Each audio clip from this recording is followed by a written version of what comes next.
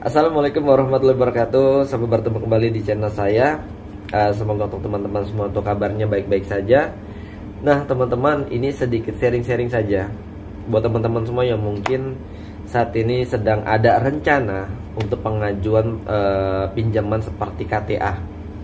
Mungkin satu sisi kita meminjam uang, mungkin satu sisi ada kebutuhan khusus, atau mungkin masalah ekonomi, atau mungkin ada planning-planning tertentu yang memang kita butuh untuk dana cepat yang memang cukup lumayan besar untuk sumber dananya. Nah memang untuk KTA sendiri untuk peminjaman ini memang syaratnya memang nggak mudah ya. Kalau orang kerja itu juga, sebagai contoh teman-teman kerja juga harus dipastikan kerjaannya di mana, juga ada rekening korannya, transaksinya. Pokoknya prosesnya itu agak ribet juga. Ada seperti ID cardnya yang harus dicantumkan, memastikan bahwa teman-teman bekerja di situ, bekerjanya berapa lama. Nah itu juga salah satu menyesuaikan dengan nilai nominal yang diajukan. Nah itu saya nggak membahas tentang pengajuannya, tapi teman-teman sebelum mengajukan KTA harus mungkin lebih berpikir lebih panjang lagi. Yang pertama, apakah teman-teman itu benar-benar membutuhkan sekali? Membutuhkan itu karena faktor apa untuk KTA? Kalau teman-teman sudah ada planning buat usaha, nah usaha atau mungkin teman-teman untuk rencana planningan lainnya karena kebutuhan sekolah atau kebutuhan rumah tangga, pastikan kembali apakah teman-teman sanggup untuk membayarnya.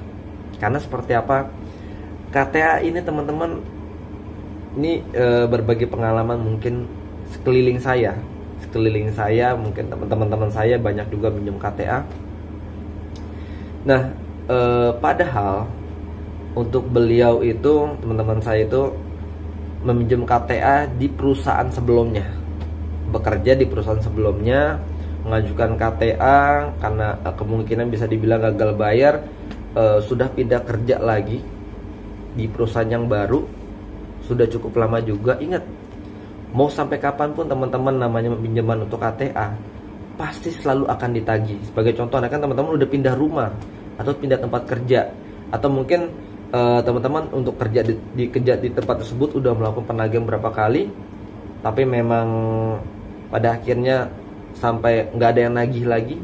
Itu teman-teman jangan harap itu sesuatu, kayaknya gagal bayar gue ini kayaknya udah aman, nggak bakal ditagih-tagih lagi. Baru ditagih-tagih sudah 2 tahun 3 tahun, jangan harap teman-teman. Suatu saat teman-teman pasti ditagih lagi, ditagih lagi terus. Nah, sekedar informasi saja teman-teman, untuk mekanisme sendiri biasanya dari pihak bank. Sebagai contoh, teman-teman Anda kan mengajukan nilainya 10 juta rupiah, ternyata baru di angka 9 juta rupiah teman-teman sudah gagal bayar, sudah nggak mampu lagi. Nah, apabila dari pihak bank, antar bank ini memang sudah melakukan penagihan, tapi memang dari via telepon ataupun DC yang datang dari pihak bank langsung, ternyata memang nggak lolos atau nggak bisa juga untuk membuat teman-teman harus membayar atau mencicil kembali untuk angsuran yang sudah teman-teman ibaratnya sudah ditentukan, maka biasanya dari pihak bank ini akan melempar kepada pihak vendor. Mungkin kalau bahasa untuk untuk bahasanya mungkin biasanya pihak vendor itu ada yang memang khusus penagihan saja. Jadi dilempar pada pihak vendor untuk, nah dia yang akan bantu untuk melakukan penagihan, telepon ataupun DC yang datang ke rumah, tempat kerja. Biasanya target itu tempat kerja.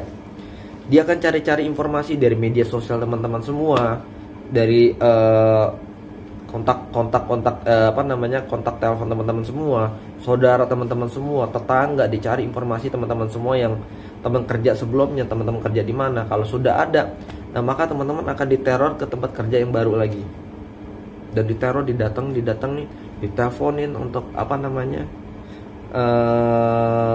ke perusahaan yang baru. Nah itu biasanya dari pihak DC yang memang bukan dari bank ataupun dari vendor, itu biasanya penagihannya rada suka nggak enak.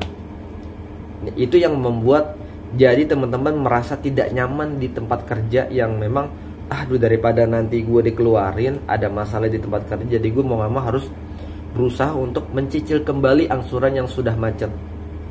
Nah, bahkan ada kejadian teman-teman. Jadi saya punya teman itu udah galbait sudah lama banget. Mungkin bisa lebih dari 5 tahun. Dipikir kan udah nggak ada tagihan lagi.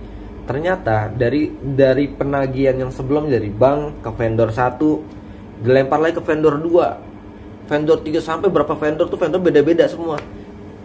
Tapi memang tetap mereka mengatasnamakan pihak bank sebagai bagian petugas penagihannya. Dan itu lebih semakin parah lagi cara penagihannya. Semakin kacau dah. Mau cewek, mau itu laki-laki yang nelpon, omongan itu nggak enak semua.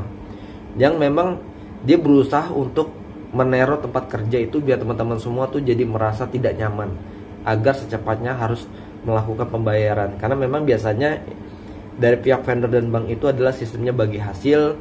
Ada juga soal membeli mungkin dasarnya, mohon maaf apabila salah ya.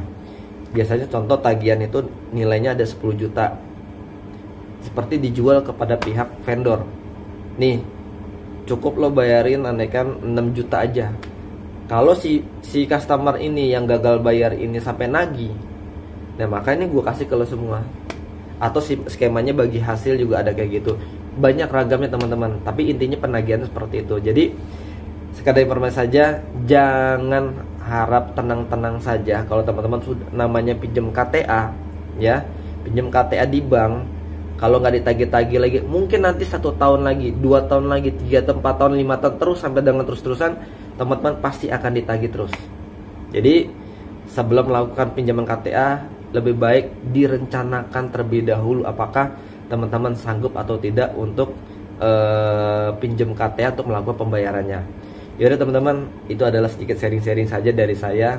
Semoga untuk videonya juga bermanfaat. Kalau mungkin ada yang mau ditanya silakan. Sampai bertemu kembali. Assalamualaikum warahmatullahi wabarakatuh.